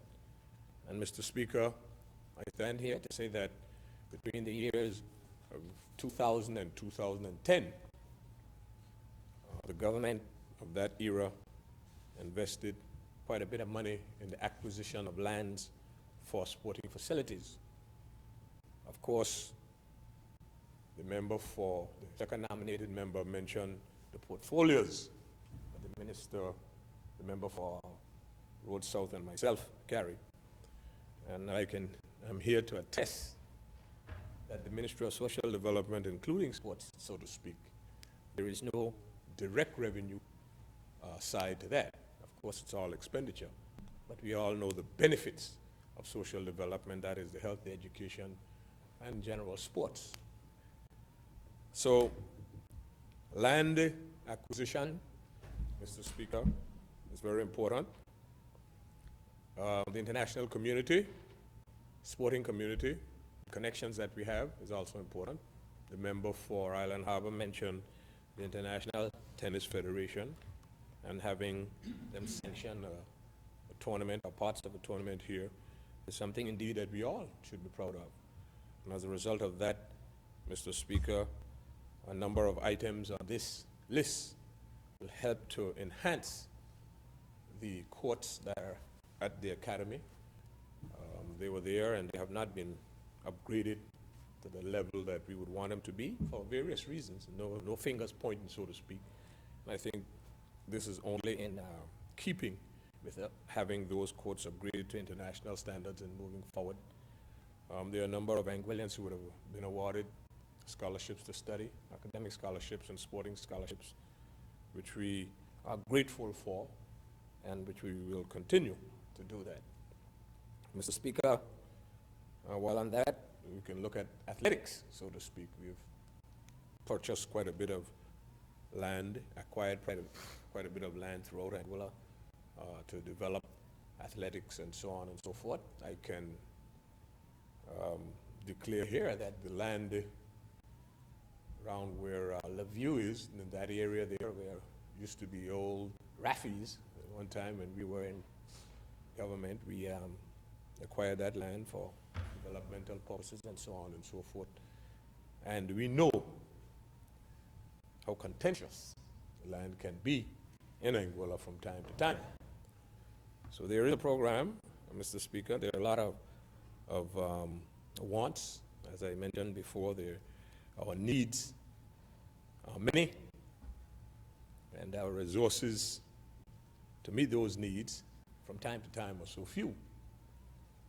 But I can assure the member for second nominated member that when we turn around this economy, we will be investing not only in Road South, but in Anguilla in general, in terms of developing the facilities that would be needed for our young people.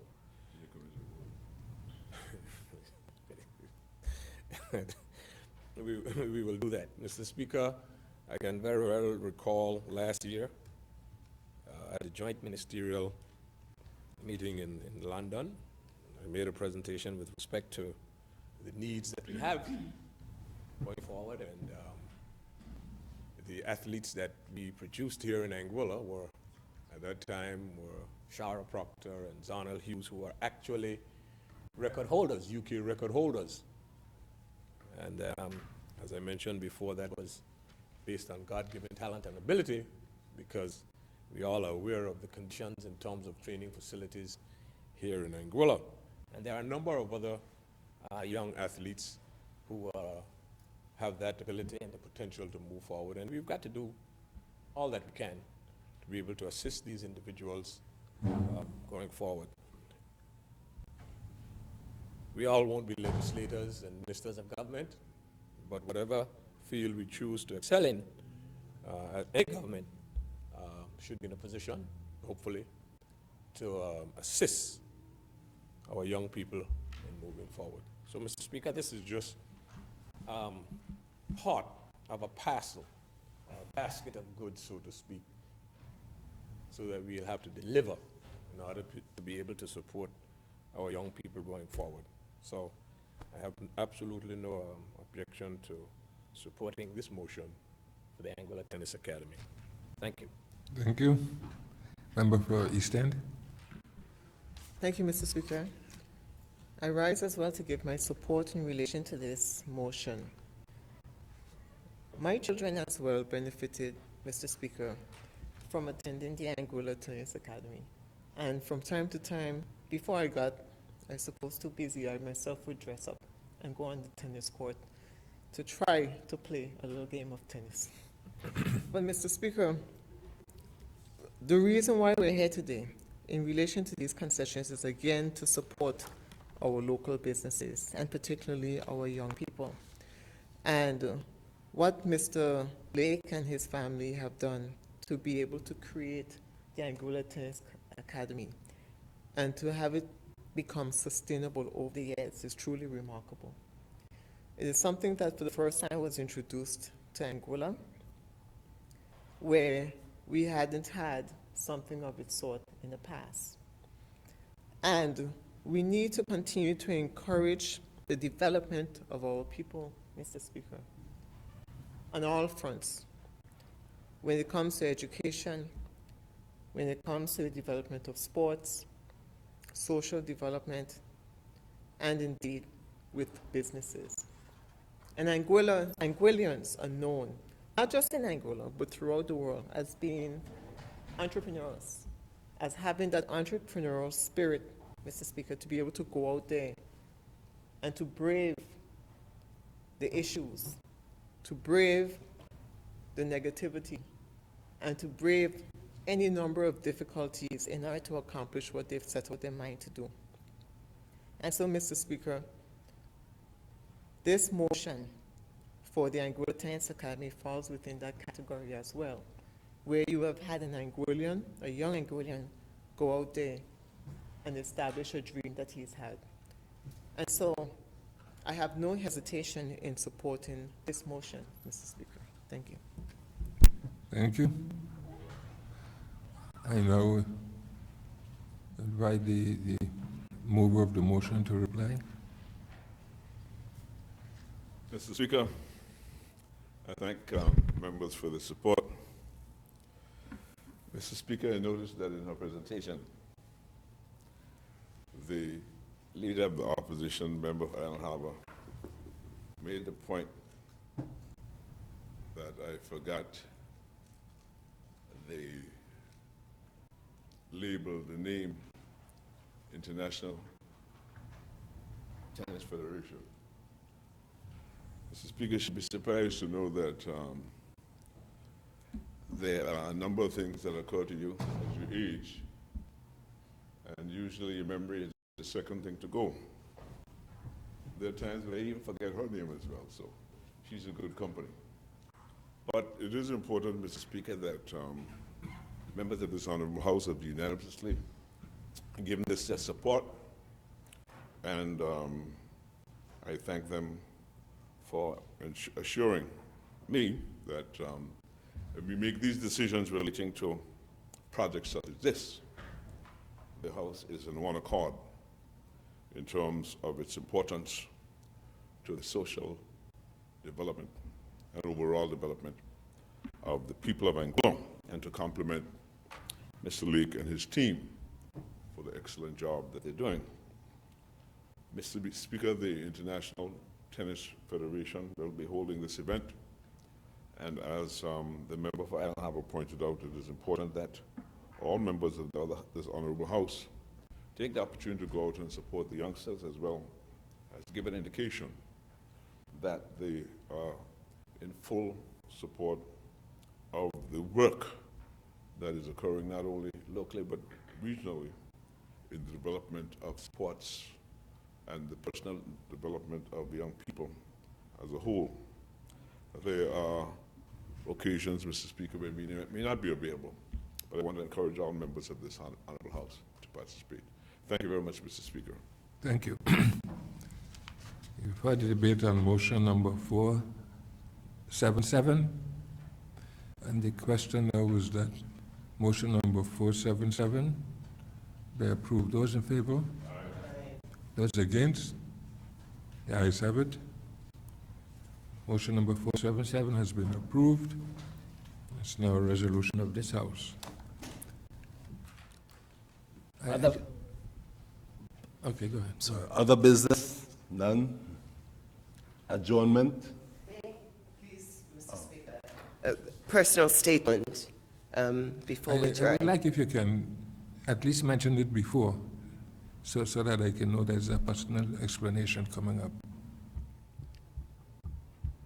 Thank you, Mr. Speaker, and I have no, I'm sure it's what I'm entitled to.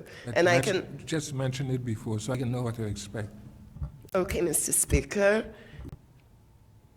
As a courtesy, if I think of it, but I want to absolutely always rely on my right before the adjournment to have that opportunity for a personal statement. It's well entrenched in the rules, and I want Yes, to... but you know too that it's with the leave of the House. Well, Mr. Speaker, I know that you think many things are within your power, but it is a practice, and it's a very well,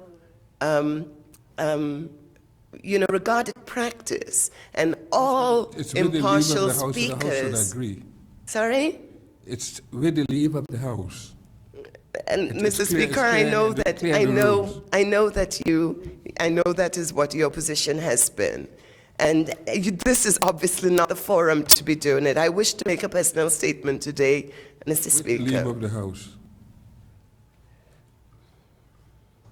Mr. Speaker, as of right, in your discretion now, in the proper place on the agenda, I'm standing to make a personal statement. Okay, with the leave of the House, and if the House agrees, yes. Mr. Speaker, I believe you're going outside of your responsibility. You're entitled to be independent does and it- impartial. Does it say with the leave of the House?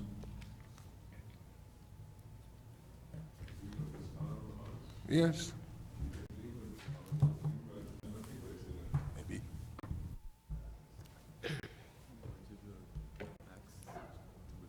I won't agree.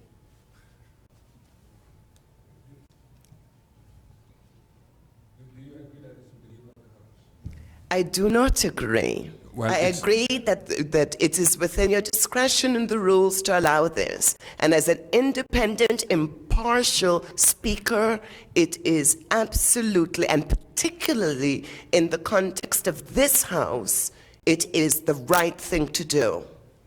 It's with the leave of the House, and I'll ask the clerk to read that section.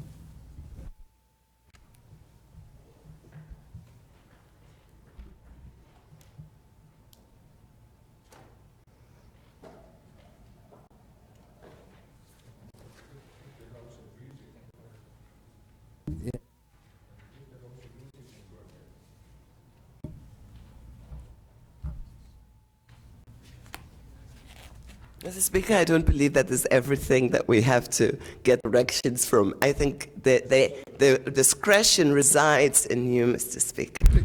Please be seated. Personal explanation, section 29. By the leave of the assembly, a member may, before the assembly proceeds or other By business, leave of the make Assembly. a personal explanation, although there is no question before the assembly, but no debatable matter may be brought forward or debate arise upon the explanation. So with the leave of the Assembly, so if the Assembly agrees, you can go ahead. Mr. Speaker, on a point of order, or maybe not on a point of order, as a personal explanation, I think the honorable member for Island Harbor needs to recognize that the management of this House is the role of the Speaker. And if she's questioning the competence or ability of the Speaker to manage this House, to the extent that she does not comply with the rules that set down by you, Mr. Speaker, even without the benefit of quoting a passage from the rules of procedure, Mr. Speaker, I think that something is seriously amiss here. The member for the Island Harbor needs to know her place. She is a member of this honorable House, a minority member of this honorable House. You're the Speaker and you manage the House. Speaker, and I would ask the member to refrain from this kind of behavior in the future, or else there will be times when we on this side of the House will refuse her permission to make a personal explanation in the event that she flouts your authority. Thank you, Mr. Speaker. And Mr. Speaker, what I would say on the same point is that,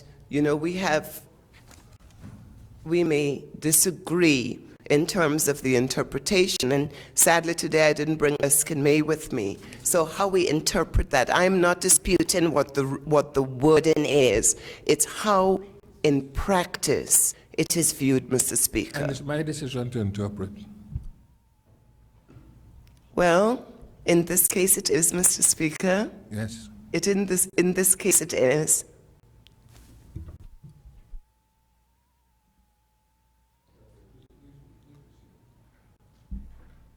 Please be seated. Let me get permission from this house, or if she wants to make a personal explanation, she must have leave of this house. So does this house give her leave? I heard one person. Okay, go ahead. Do I have the leave of the House, Mr. Speaker? Yes, you do. Thank you very much, Mr. Speaker. And I want to thank the other members of this House for indulging me in this moment. But in the future, if you refuse to accept my decision, then I have to ask you to sit and don't continue. And you know, Mr. Speaker, I expect one of these days you're going to want to throw me out of the House as well. I'm not going to throw it, I'm going to make you sit. Yeah, I expect that, Mr. Speaker. But, Mr. Speaker, what I will say is this. As I said, I want to say to you that, so there is no misunderstanding, that I respect your authority, I respect you, and that I also respect highly the rules. But, Mr. Speaker, you yourself, from your experience, knows that when there's disagreement, the court steps in as to what is the practice and what the interpretation is at law. So I imagine there are going to be many, many instances where I am not going to disagree with you. I'm not going to agree with you, Mr. Speaker, as to your interpretation. But that is not intended as a sign that of disrespect or that I'm flouting you. So I hope that just like an esteemed judge will remain independent and impartial, that, I can look forward to that, Mr. Speaker, from you. So please don't take it as being disrespectful. It's not what I intend. And I apologize to you if, in fact, that is how you feel when I express my views. Mr. Speaker, personal statement. Last week, I traveled, I was in the UK in the week before, and you'll remember, Mr. Speaker, the last time I appeared in this House, I shared with you and with the Angola people and with the Chief Minister and the Ministers of Government that I had been invited to participate and to speak at a global event in the UK to do with holding government accountable for their decisions. This was a major global event, Mr. Speaker, and I'm very happy to report that I came back loaded with materials, but also with many, many instances where in small democracies like ours, where I think democracy is at stake, and particularly parliamentary practices are relevant and being challenged, that, it was a very opportune time for me, and I'm grateful that I had the opportunity to be there. For the people listening, I want to share, Mr. Speaker, that this attendance was fully funded by a philanthropic organization linked to the UK Parliament, and so it did not cost the Angolan taxpayer 1 cent. I want to make sure that that is understood. I also want to make sure, particularly in the aftermath of the proceedings that occurred in this House during my absence, I want the people to know that it was not a surprise to anyone that I would be away. It was quite stated. Now, in that event, Mr. Speaker, we discussed the requirement of government to make decisions in an informal way, in an informed way, relying on evidence, and to demonstrate the ethical exercise of their decision-making by reference to documents. And so before this government goes forward with any new MOUs to do with Forest Bay or Altamere, or indeed any projects that they've spoken about with the public, we will expect that the evidence is going to be sufficiently satisfactory. And if we have to challenge it in the courts, we know that there are philanthropic organizations out there quite prepared to support the progress of our democracies, and that is a resource which I'm very grateful for, and I want the people to know that that is available to us. So we will be able to make the evidence available in due course. Always, I hope, Mr. Speaker, to show the rightness, the correctness, and the soundness of decision-making. It was quite a study, Mr. Speaker, for us, because on the very day that this Parliament stood in my absence, without any notice to me, and I'm sure the clerk of the court and you, Mr. Speaker, will acknowledge that even up to the last moments of leaving, I wrote to the House to make sure that I would have sight of any motion, and I would have what I was entitled to, notice of any motion relative to Cap Juluka or anything else in my absence. That was not provided. And in the face of 160 nations, they followed that, in fact, we suspended the rules. And I know, Mr. Speaker, that you said that that was entirely legal, what happened, and that no notice was produced. And I want to say that I checked back the documents that I received from this honorable House, from the office, and that I confirmed that that the people of Anguilla had 30 minutes of notice of the motion that was put forward in this House during my absence. And it was a travesty listening to all the world, followed by all the world, but also followed by interested UK parliamentarians, followed by others, to see that in the context where we have so many increased taxes, where people are suffering, where there are statistics now that show poverty, Mr. Speaker. the poverty of our people. Please be seated. There's a point of order, Member. Speaker, Member File, there's a point of order. Please be seated. I'm not giving way, Mr. Speaker. There's a point of order. Please be seated. Please follow the rules. Mr. Speaker, the rules of procedure in connection with personal explanations, Rule 29 reads, by the leave of the Assembly, a member may, before the Assembly, proceed to all other business. Before the Assembly proceeds to other business, make a personal explanation, although there is no question before the Assembly. But no debatable matter may be brought forward. Yes, I agree. Or debate arise upon the explanation. No. What the member for Island Harbor is a debatable matter.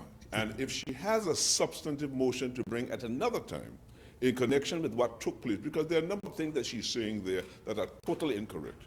And I think, Mr. Speaker, that I would like to withdraw my leave for this, because this is the debatable matter, and it needs to be done with. Yes, I agree 100%. It is a debatable matter. Mr. Speaker, thank you very much for your indulgence on this personal statement, and we can look forward to debatable matters in the future. Thanks very much. Yes, thank you.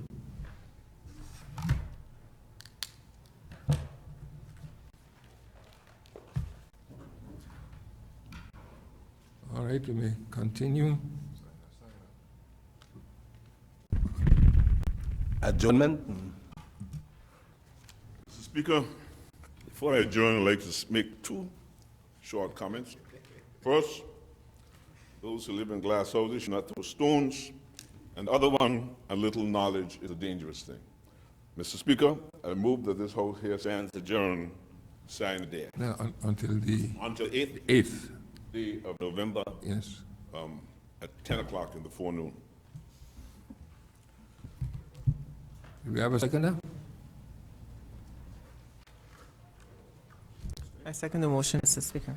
Yes. Motion seconded by the member for East End. It has been moved and seconded that this House be adjourned until the 8th of November, 2016. Those in favor? Aye.